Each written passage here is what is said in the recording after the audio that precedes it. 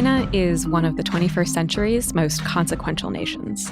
It has never been more important to understand how the country is governed and what its leaders and its people actually want and believe. Welcome to Pekingology, the podcast that unpacks China's evolving political system and the trajectory of China's domestic and foreign policy. I'm your host, Henrietta Levin, Senior Fellow with the Freeman Chair in China Studies at CSIS. This is Pekingology. China has become an unquestioned force on the world stage, and Beijing has been increasingly clear in its intentions to reshape the international order. But China has still been hesitant to take on some of the costs that other great powers have assumed in upholding their preferred vision of world order. And now, at a time of tremendous change, the tensions between Beijing's ambitions and its cost aversions may be coming into closer focus. And to unpack these contradictions, I am really excited to be joined today by Sam Chetwin George. Sam is a senior fellow at the Center on U.S.-China Relations at the Asia Society and a research fellow with China Heritage. And he recently published a really interesting article on some of these topics in Foreign Affairs titled China Was Ready for the Age of Anarchy, Why Turbulence Will Make Beijing More Assertive. Sam, thanks so much for coming on the show. Thank you very much for having me. I've listened to it for several years now, so I'm thrilled to be present. Well, we're thrilled you could make it. To start, hoping that you can tell us a bit about yourself. How did you develop your expertise on Chinese foreign policy? Well, my relationship with Asia started literally from my birth. I was born in Hong Kong, which was then late British Imperial Hong Kong. And so as a result of that, my family and I had a long relationship with Asia, friends there, my parents, ex-colleagues there, my parents lived in Hong Kong. And so we'd often travel back to Hong Kong and broader Asia when I was growing up. And I also grew up in Auckland, New Zealand after we moved back from Hong Kong, which is part of the Asia Pacific. And I'm not sure if anyone's been to Auckland, but it feels like a part of Asia. You have Polynesian populations like the indigenous Maori, as well as other Polynesian peoples particularly from Samoa and Tonga, but also a large East Asian population. And some of them have been there for many generations, but there was a big influx of East Asian migrants in the 1990s. So when I was at school, I had a lot of friends from Hong Kong, Taiwan, Singapore, the PRC, Korea. And so I've always felt like I'm part of the Asian continent in some ways, as well, of course, as being part of the British Empire. New Zealand was a colony of Great Britain and part of the broader American cultural imperium as well. So my interest started early. I didn't actually do my undergraduate studies in Chinese. I studied the classics of Western thought, but after a couple of quite uninspiring years in a corporate job, I took an opportunity to study Chinese in Taiwan under a New Zealand Prime Minister's scholarship, which was by far the most important decision of my professional life. I absolutely loved it. I did Japanese at school because my school didn't offer Chinese. So I was thrilled to learn the language. And for my approach and just the way I attack these issues, the language is essential. It's foundational. So I do a lot of reading in Chinese, official discourse, discourse close to the party state, and then independent thinkers. And from there, I just became more and more interested in this topic. I spent some time as a translator and interpreter, and then did my graduate studies with Alice Miller at Stanford in Chinese political history. I focused on the history of techno-nationalism in China. And most recently, as you say, have joined the Center on U.S.-China Relations at the Asia Society with Orville Schell. Well, we're very glad that you ended up where you are. And to dive into the recent work that you've published in Foreign Affairs, you've argued that as China's power and global ambitions have expanded, it has generally tried to avoid the global responsibilities and risks that rising superpowers have assumed in the past.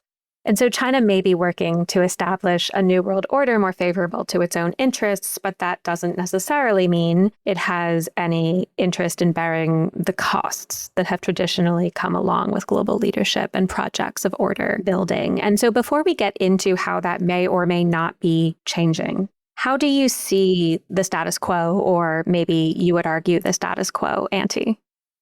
Right. So this gets to how China sees or saw the previous order and how it interacted with it for its own benefit. And I think it's helpful here to distinguish this view into Beijing's long-term view on the American-led order, and then the medium-term view that it's had really since reform and opening up in the late 70s.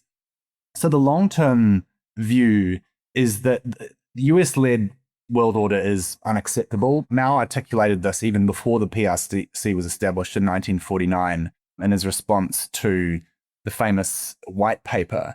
And the reason it's unacceptable is because after World War II and at the beginning of the Cold War, the US, particularly Secretary of State John Foster Dulles, set up this containment strategy, the first island chain strategy that sets out American military assets from North Asia all the way down to Southeast Asia, with the objective of hemming in Chinese naval power projection capabilities into the Pacific. And from the Chinese perspective, to add insult to injury, they were not involved in the post-war settlement of Asia. After World War II, there was a treaty called the Treaty of San Francisco that was signed in 1951. And China wasn't there because the powers couldn't decide on whether or not the KMT or the Republic of China or the People's Republic of China was the appropriate representative. So neither of them came.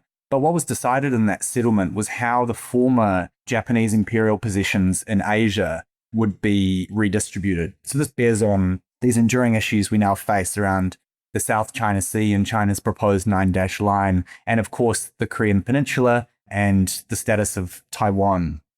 Long term, it hems in China's potential and its ambitions. But in the medium term, I think Beijing has been really pragmatic, imaginative, very successful in adapting to this order. And this party won most of its wars or most of its victories in guerrilla warfare. So I think this strategy of adapting to what is available is something that Beijing often exhibits. This system has been supported principally by the US in terms of the costs of the system. And by those, I mean keeping freedom of navigation and the global sea lanes open that facilitate the system of global trade that both America and China have benefited from enormously, as well as the financial system, the financial architecture that's enabled this cross-border flow of resources and money. And in some cases, even maintaining stability in places where China has important assets. The US has too. I've heard anecdotes that Chinese companies in Afghanistan were relieved that about certain periods of American intervention because they had similar concerns. This has been, relatively speaking, a lower cost experience than the American experience, which in order to do these things requires a huge global network of military bases and all the costs of keeping those up, as well as the reputational risks and strategic risks of being entangled in conflicts and so on. So what did China do within the system? Well, they used it to learn, to trade, and to grow, while also developing the capabilities that have allowed it to become strong. And that's really the story of China's growth. It's important to point out, I think, that this didn't happen by chance. It was underpinned by some really clear and clever strategic thinking. And I describe it as something like a theory of strategic patience or restraint. And it goes all the way back to Mao, who in the early 1970s, when China was facing the dual threats of the Soviet Union on the one hand and what he described as the American imperialists on the other, came up with a strategic maxim that amounted to something like dig deep shelters, i.e. sort of air raid shelters, liberally stockpile grain, so attain food security, and do not declare hegemony. The Chinese is 不称霸. And that has formed the foundation of, I would argue, strategic thought for China through the reform period. Deng famously adapted this after Tiananmen Square in 1990 with his evolution of the phrase, which was to hide your capabilities and bide your time. 韬光养晦. There are actually two other components of that are less well known. One is to preserve the appearance of being humble, or the appearance of humility, perhaps something like keep a low profile. And the other one is don't get out in front. And 绝不当头, don't go out ahead. And then in the 2000s, when in Washington there were real concerns about China becoming a serious threat competitor, by that point its material rise couldn't be denied. And, again, Beijing sought to innovate on this with the peaceful rise narrative which was really led by Zheng Lijian and the MSS. And the idea here is that China, yes, China is rising, it's getting more powerful, but unlike the Brits and unlike the Americans, we're going to be a peaceful rising force. And this is anchored to some other, I think, quite problematic arguments about the essential nature of the Chinese state and Chinese people. It's sometimes expressed as the peaceful genes or peaceful DNA argument, i.e. Chinese people and the Chinese state, for various reasons of evolution, are not naturally inclined to violence. Probably goes without saying, official historians have to cherry pick the record to make this case. And the Cultural Revolution was an enormous and very, very bloody civil war. But I raise these narratives just to make the point that this was a careful process of, as you say, Henrietta, using and making the most of the benefits of the American-led order, while at the same time having a strategy, which is that this is a time for us to strengthen, and that is finite. I think China's always had ambitions to be a great power, and inevitably the time of openness will end and the ability to use that order to its advantage will end. And I think we've certainly reached that point now, and really past sort of 7 to 10 years, if not more, have been a process of that order gradually giving way and the Chinese strategy gradually pivoting into something new. I want to briefly go back to some of your first comments on what the post-war order really is, because I think you've articulated both a Chinese and you could say a US perspective on this. And the distinction is interesting because it seems, and China's increasingly articulating this explicitly, that they see the post-World War order as the foundations on which the Allies divided up the world. After the war is a much more kind of parochial perspective. It's who got what were the victor's spoils, and which of those accrue to China or should accrue to China. And then there's how the US has traditionally defined that order, which is more focused on rules and institutions and Bretton Woods and more global concepts, as opposed to the geographic vision that China puts forward of what the post-war order was. Do you see that differently, or do you see that distinction in how the two sides would conceptualize what the order even was?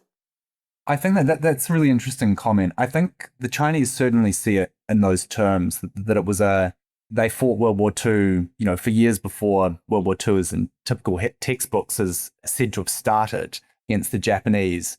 And they feel hard done by the post-war settlement, and especially that they weren't involved as an ally in deciding the allocation of the Japanese imperial possessions. I think that's definitely true. The American perspective it's hard to say, in that the American perspective is also a story in some respects. It's a narrative about US leadership, and of course, American makes the case that it's been beneficial, it's been rules-based, it's been in pursuit of freedom and democracy.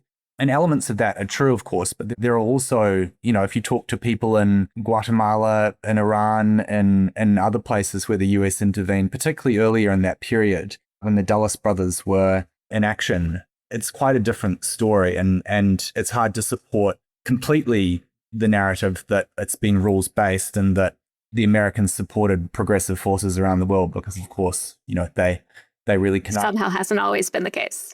So that's right. Well, this Iran war that we're seeing now it's a long-term consequence of the intervention in 1953 in Iran, when Mossadegh was overthrown to secure the interests of the Anglo-Iranian oil company.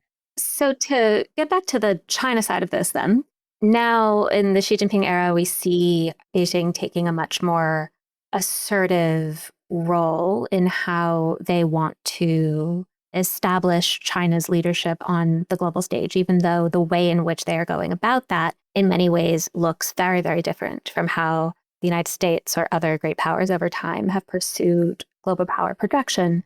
But then in some ways, China actually seems to be attempting, though not always succeeding, to mimic more American-inflected versions of power projection even prior to this current moment. And one that stands out to me is that we've seen lots of public reporting about how China has been working for years over the Xi era to establish Chinese military facilities overseas in Africa, the Middle East, and Asia. And in many cases, this hasn't kind of come to fruition. In some cases, it has in Cambodia and Djibouti.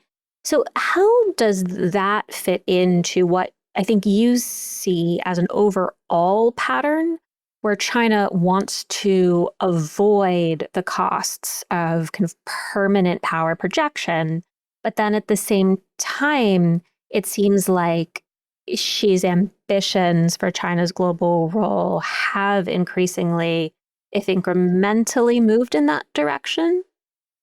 Yeah, I think what you identify is really important, which is that there are for all of the regime narratives about China is peaceful, the US is in pursuit of freedom. I think great powers are far more similar than they are different.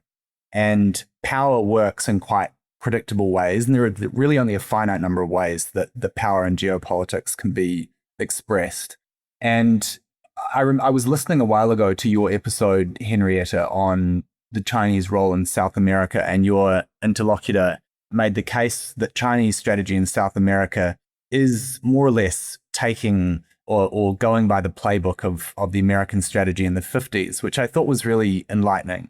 And to be a global power, particularly in a globalized economy that depends enormously on trade, particularly in the Chinese case, it is not possible to succeed and grow and to protect one's interests without having forward deployed military bases and assets. This is something that China's started already in Djibouti, in Ream Naval Base in Cambodia. There are a couple of others that are denied by the party, but identified by some quite credible reporting, including those in Tajikistan and the United Arab Emirates. My view really is that China will not be able to sustain this rhetorical strategy it has, which is one of non-intervention, which I think we can see that doesn't stand up to scrutiny, that claim, but it is something that still has a propaganda benefit, and that there are long ties with Africa based on this narrative, for example. And particularly at a time when Trump is intervening very overtly and very explicitly, I think it still is on the margins beneficial to China to portray itself in this way, but its interests are pulling against that. I think we'll get into this a little bit more later in the discussion. But essentially, China is now at a point where its strategy of cooperation and a low profile within the existing US order is not working anymore, and arguably hasn't been working for some time. And I think the way Beijing has described its strategy over the last few years illustrates that. But it looks to me from a study of the documentary record that the Trump presidency has been an important inflection point. Well, let's go deeper on why, in your view, this is the moment when China's past mode of international engagement has become unsustainable. Sure. Well, the first thing I want to say is that I don't want to give the impression that China has not been an interventionist power. Very much has. And actually, China, right from the start, was born of an expansionist revolutionary ideology. It was grafted off the Soviet Union. China, Mao fermented revolution in various places. They fought the Korean War and so on. So that is part of the DNA of the party. And under the cover of this no intervention policy, there's been enormous amounts of intervention. I mean, Burma, the support for the Russian war in Ukraine, et cetera, et cetera. So I just to make that position clear. In terms of the current moment, I think my view has been formed by studying the party's documents, and particularly the documents in the ecosystem of the Chinese security state. And by that, I mean the Ministry of State Security, as well as the think tank called KICA, which stands for the China Institutes of Contemporary International Relations. Bit of a mouthful, but that's actually a bureau of the Ministry of State Security and serves two roles, really. One is to actually come up with analysis and assessments, and the other is to play a propaganda or information operations role. And I focus on those because Xi Jinping is very much a security first leader. And he told us that in 2014 when he announced the overall national security concept, which in essence really connects every domain in Chinese social and economic life to national security. And so the role of the MSS has been always been important in China, but I think has become even more important under Xi Jinping. I'm interested in this think tank kicker for a range of reasons, but one of them is that my earlier studies, I became interested in this figure called Yuan Peng, who was then just an analyst at Kicker, but he wrote this article after the global financial crisis in 2009 that more or less called the beginning of the end of American economic hegemony. And that was really important because, first of all, one of the phrases he used in that, the changes unseen in a century, latterly became part of Xi Jinping's lexicon, but also because it inaugurated a period, or at least coincided with a period of Chinese confidence and much more aggression and assertiveness that really set the foundation for the Xi Jinping era. And we know that this guy, Yuan Peng, is significant because he later rose up the system, the bureaucracy, to lead Kicker, and has now, according to some credible reports, assumed a vice ministerial position at the Ministry of State Security under a name which is a pun on a Zhuangzi tale, but that's another story. So that's why this intellectual ecosystem around the security apparatus is really important, because it's influential, and in the past it has a record of at least coinciding with changes in policy. So to the actual documents that I think are significant, my eye was caught in August 2025 when the deputy director of this think tank, Kicker, published a piece called "The End of the West" with a question mark at the end. It argued that, didn't name it specifically, but the Trump administration accelerated or would accelerate a decline in US power, but particularly the ideological and cultural and strategic unity of the traditional West. That was interesting to me because it rhymed a little bit with Yuan Peng's 2009 essay. I read it and I wrote something about it, and I kept an eye out. And then more and more came out from Kicker. The arguments, these were essays by the outgoing head of Kicker, and then latterly an essay by the Minister of State Security. Two main arguments. One is that Trump would accelerate American decline, but the second was that in this process, America would become more dangerous because it was a declining power, because it was aware of the rise of China. She referred to this as the rise of the law of the jungle. So there are these twin opportunity and threat. In December 2025, the Minister of State Security gave a speech, or wrote an essay rather, that was very important because it tied the strategic situation specifically to the question that we're discussing, which is how China should safeguard its overseas interests. I'll just read you a quote from it, the key quote, I think, which is, "In the face of the grave situation of continuously rising security risks to our overseas interests, we must build an overseas security protection system across the entire chain." And that's new language. And so this alerted me to this issue, and then I looked further and found more and more signs that I think this was potentially a turning point in China's approach. So just to put a finer point on the distinction, so if this is a turning point, it's not that previously China didn't have grand ambitions, often relying on extensive engagement or interference with the broader international scene, but rather this is a question of whether China wants to actively bear the costs associated with establishing a different kind of international order that's more favorable to its own interests on a global basis. Is that a fair, before, after, or how would you define what the pivot is from and to, briefly? Yeah, I think it's a evolution that I think has gained more urgency in light of the Trump administration in particular, and the relatively more unrestrained use of American force. Whether that's going to be successful or not is not really the question, but the disruptions and threats from the Chinese perspective that raises. Trump has made claims to the Panama Canal, to the Chinese-owned port of Darwin in Australia, to Greenland. He's kidnapped the Venezuelan president, who's a nominally an all-weather strategic partner of China. He's interfered with flow of oil from Iran to China.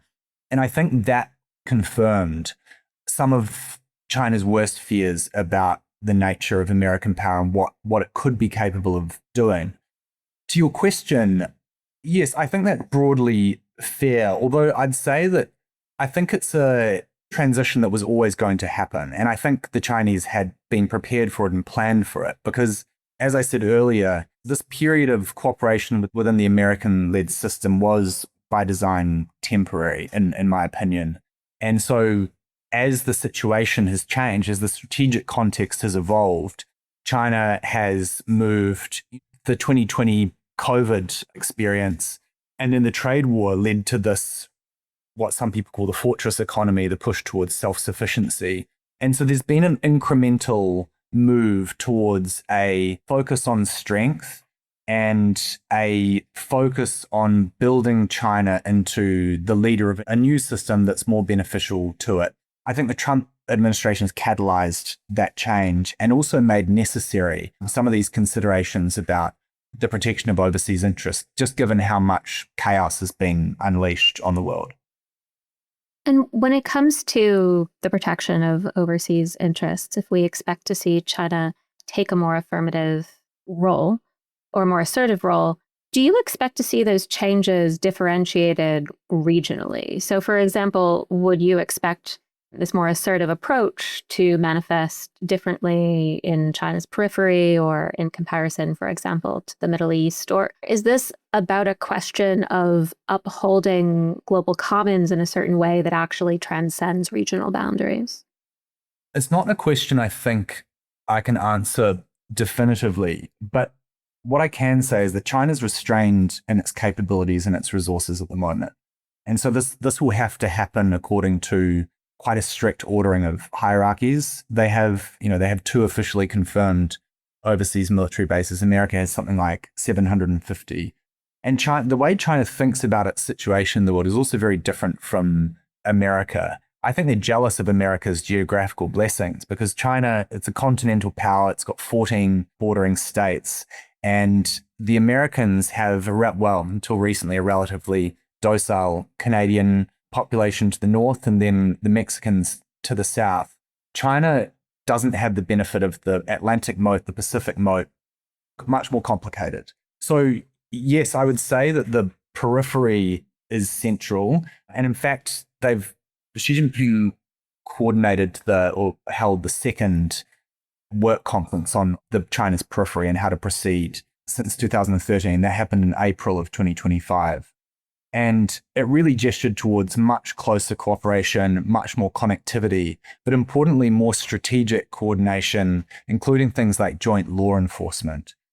Myanmar is probably an interesting example here in that there's been the ongoing strife in Myanmar for some time, but China waded in quite decisively in 2024 to support the military junta, both in terms of money and also weapons. And this illustrates some of the concerns that Beijing has. First of all, it's a bordering state, and having a country at civil war on your border is not ideal.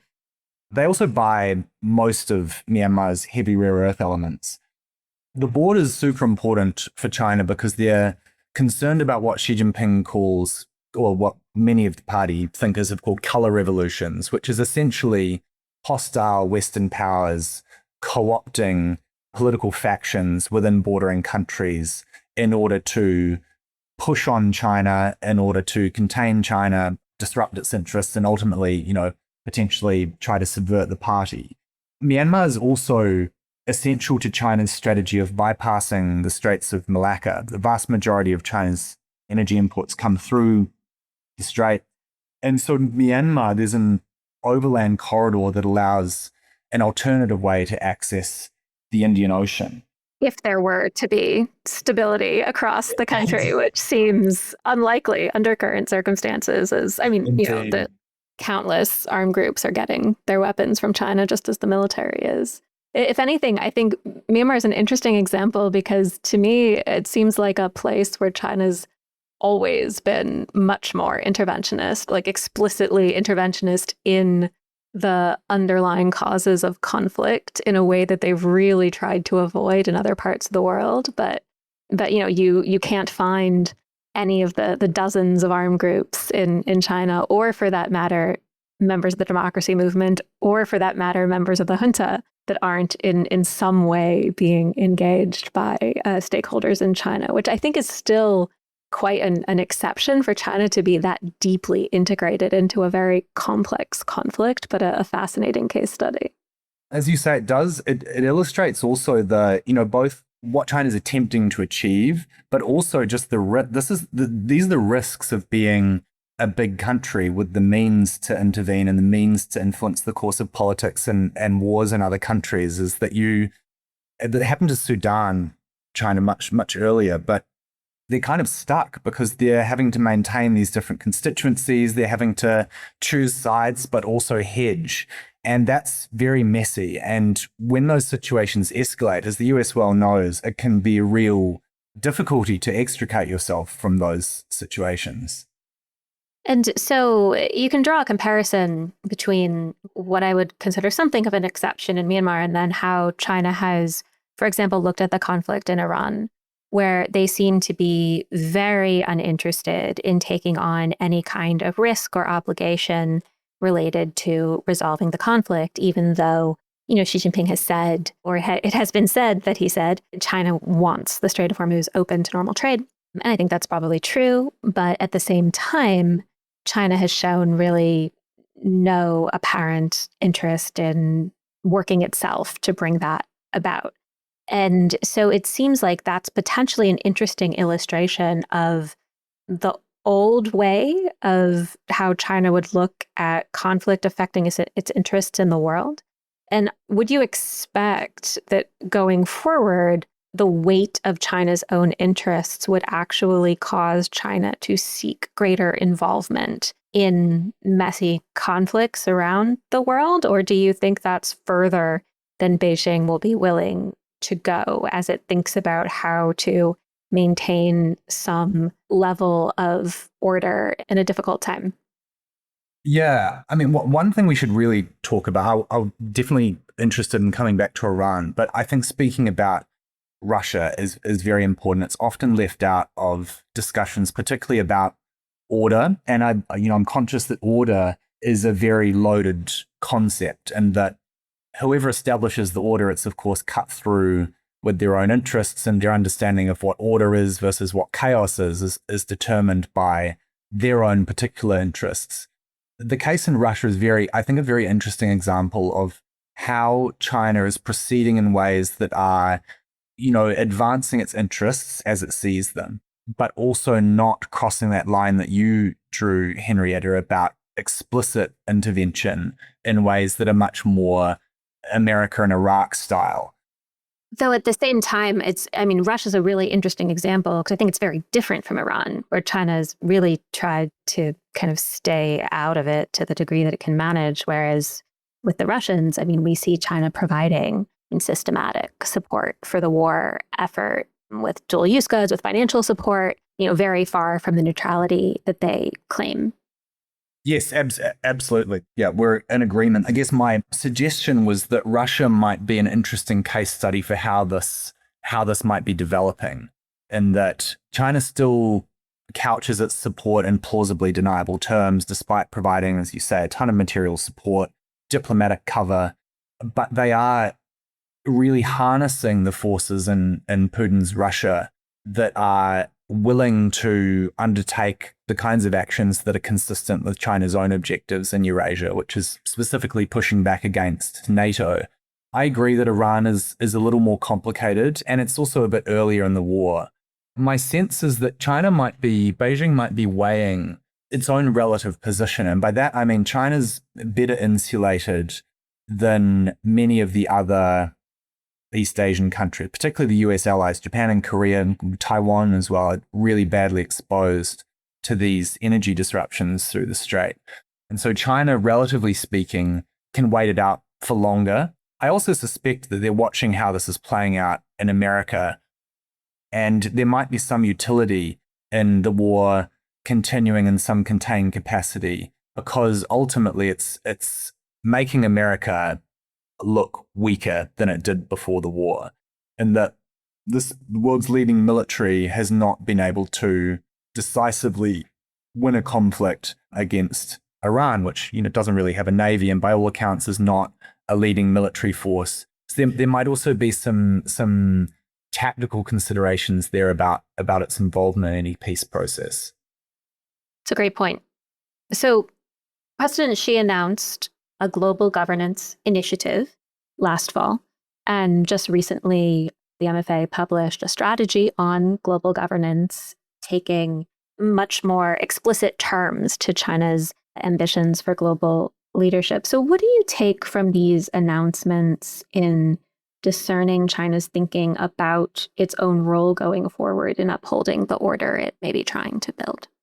These initiatives are super important, and there are 4 of them now: development, security, civilization, and, as you say, most recently in global governance. But the most defining element of these is that all of these initiatives are preceded by the word global.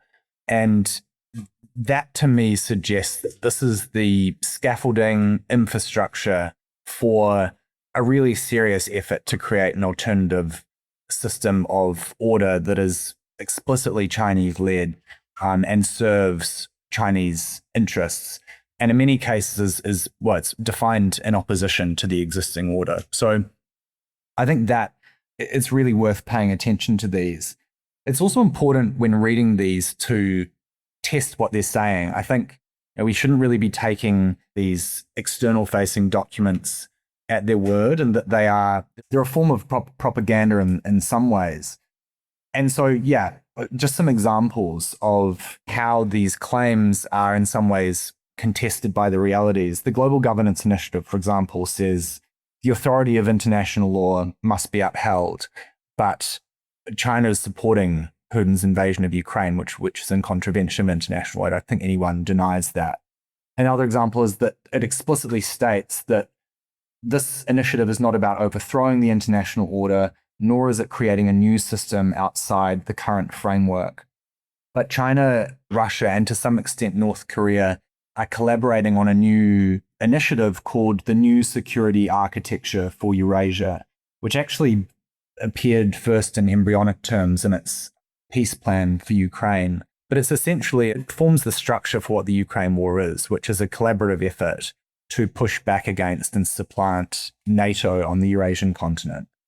Another line is join hands with progressive causes across the world, advance the noble cause of human peace and development. But on the 80th anniversary of victory in World War II in Asia, Xi Jinping was standing next to Vladimir Putin and Kim Jong-un, which I think teaches us something about what the nature of this order might look like.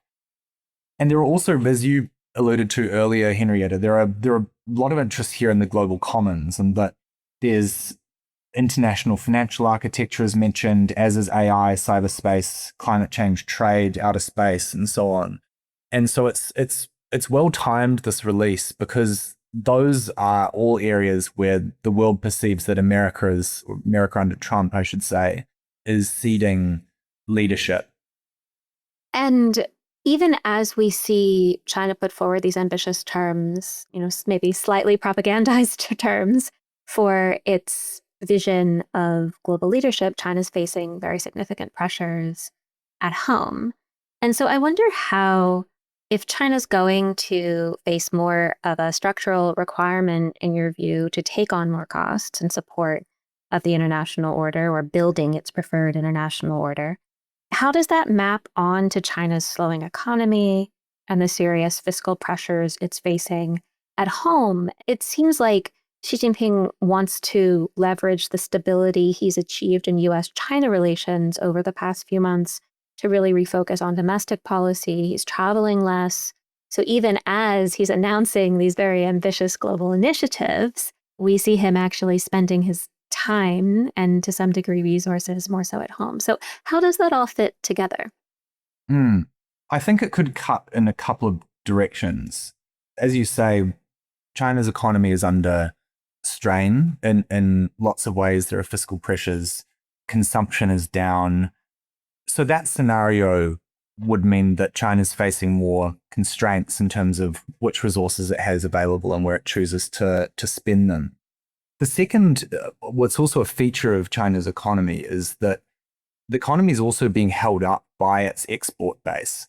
It had the largest trade surplus ever. And it really is an export story. And without those exports, the economy would be in really serious trouble. It's a bit of a paradox in that Xi Jinping, in seeking to pursue this policy of dual circulation, which is really just an attempt to insulate the Chinese economy from dependencies and create dependencies on the Chinese economy, particularly through exports, has actually opened up a vulnerability in that China is vulnerable to trade action now in a way that could be really destabilizing. And I just wonder how that plays on to force projection, in that, a lot of overseas adventurism, or at least the kind of concerns that have triggered action abroad, whether it's, I'm not necessarily saying military action, but just greater involvement in countries that host important export markets or important industrial facilities, is that it might incentivize China to be more interventionist in order to protect that export economy. Something I'm sure that we'll see evolve over the coming years. That's a great point, that even if China's priorities are fundamentally domestic, as long as we saw in the new 5-year plan, China continues to double down as export-led growth as the single solution, or technology-enabled export-led growth as the single solution to whatever economic problems come their way, then as much as in many ways China's made great strides towards lessening its dependence on the rest of the world, that's a huge dependence on the rest of the world. They're betting the entirety of their economic model on the rest of the world. And at some point, that will come with some challenging trade-offs that other nations have had to manage over time as well. Right. Well, thank you so much for coming on the show, Sam. I wish we had more time, but this has been a fantastic conversation. Thank you very much. That was great. To learn more about Sam's thinking, about China's international ambitions, I hope you'll read his new Foreign Affairs article, China Was Ready for the Age of Anarchy. And as always, we would love to hear what you thought of today's conversation and which guests you would like to see on the show in the future. You can write to Pekingology at csis.org. And if you haven't already, please rate, review, and subscribe to this show. We will be back in your feed very soon.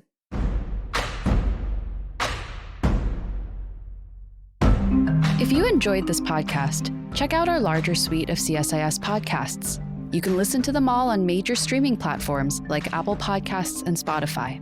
Visit csis.org/podcasts to see our full catalog.